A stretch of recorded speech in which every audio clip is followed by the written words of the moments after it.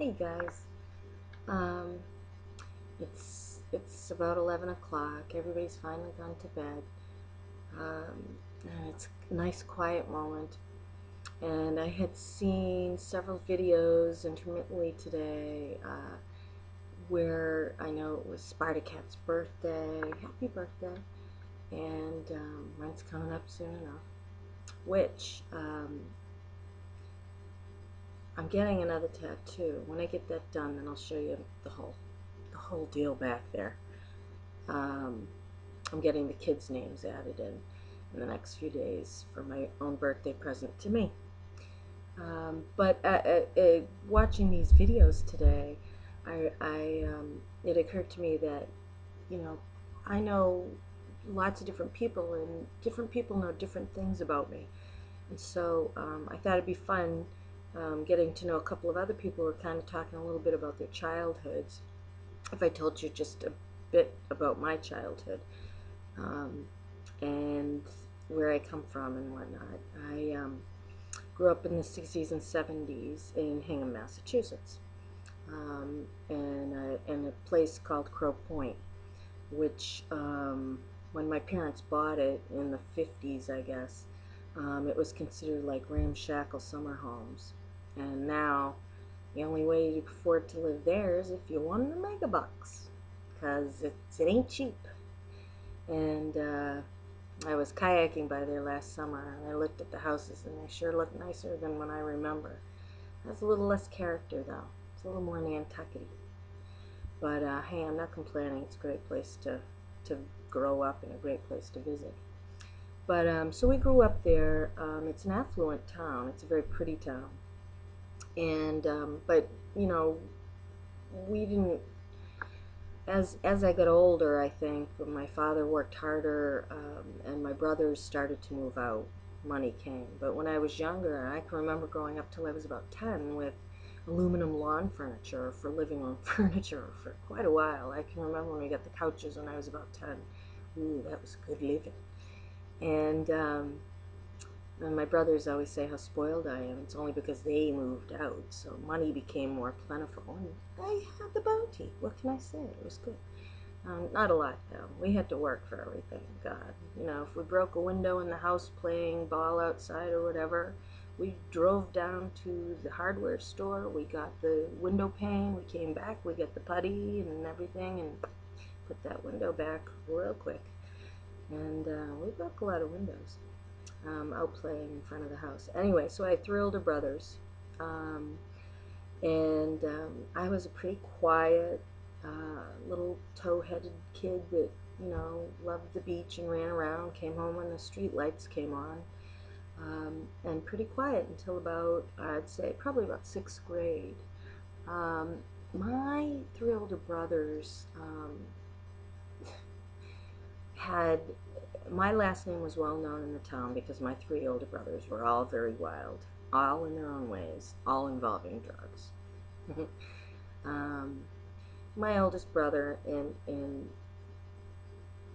fairness to him, was generally just a good kid. It was the other two that were rotten. I remember when I was about 6 years old, my brothers were babysitting one New Year's Eve, and they told me that I could stay up until midnight if I hid behind the couch and didn't come out until they told me. So, hey, fine, I can stay up till midnight. So I hid behind the couch, and I didn't think anything of it, and I could hear them giggling, and I could hear, I didn't know what was going on, and they were awfully happy when I came out. It was a fun New Year's Eve. Needless to say, I can remember when I first found out, it was very upsetting to me that they smoked marijuana. But probably about sixth or seventh grade, with my group of friends that all around in that neighborhood, we grew up, and at about that time, I guess suffice it to say that my parents had their own issues, and their attention was elsewhere. And I don't know if it was really because of that. I think it was a combination of that. Probably I wanted to get caught because no one was really looking by the time my brother and I came along. My brother Andy is 3 years older than I am, and he lives in Marshfield now. But anyway, so I started to get wild, and we did some crazy, crazy things at a young age. Uh, but I never hurt anybody. I was never a bad person. I was just really kind of wild, mostly to myself. Did a lot of stupid things. Somehow, like I said, never hurt anybody and didn't die. Which, when I get together with my friends now and we tell stories, we're all kind of like, wow, how is it that we're still here and in one piece and our livers are still working and our lungs are still working? We still have a few brain cells left. Um, and I never really liked school. I don't think that the teachers at that time, with maybe one exception or two exceptions, even gave us the time of day or looked at us with any respect, or as little human beings, little people that we were. They didn't ever really look at us. So I didn't look at them, didn't give two rats shakes about them, and life was much more interesting everywhere else but in school. So one of the big things is because of that, and I wasn't a bad kid. I didn't get in a lot of trouble in school. In my senior year of high school, I did get into a little bit of trouble. I got caught uh,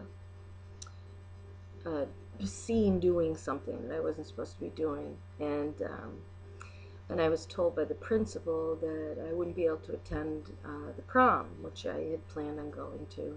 It was another party, and that really pissed me off because I'd never done anything wrong, and I felt he was kind of just slapping me. He was using me as an example. Well, I did a shitty thing. I got drunk a while later and with a couple of friends, and hopefully it's been 30 years now and I can't get arrested for it anymore, but well, it blew the principal's car up. And I had many years where I couldn't even believe that I did that. Luckily nobody was hurt. The car was blown up pretty good. I didn't even really know because I left, and didn't really think too much about it until the next morning when I saw it in the front page of the Patriot Ledger. Pooped my pants. And I think that I dropped a couple people off before this whole shenanigans happened.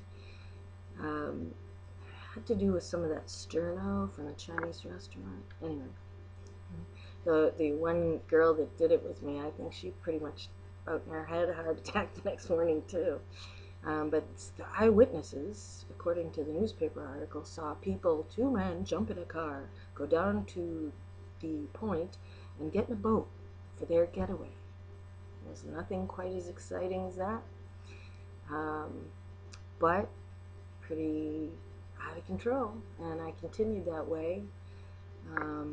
Went to college, and continued to be wild. Had some very cool experiences. I spent a lot of years kind of feeling that I was a really bad kid. Now that I think about it, I look back and I see a lot of wasted opportunity, a lot of things that I could have been doing. I think I was kind of, screaming for somebody to notice me. I think that's what it was. And I guess, you notice yourself eventually.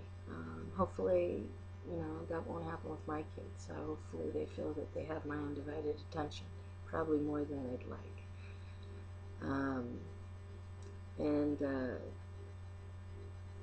I have good memories.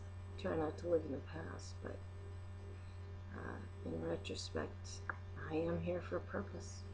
I have a special purpose. Probably part of it's my children. I think they're pretty cool little individuals with good hearts, but they're strong. I look at my daughter. She knows who she is much more than I ever did.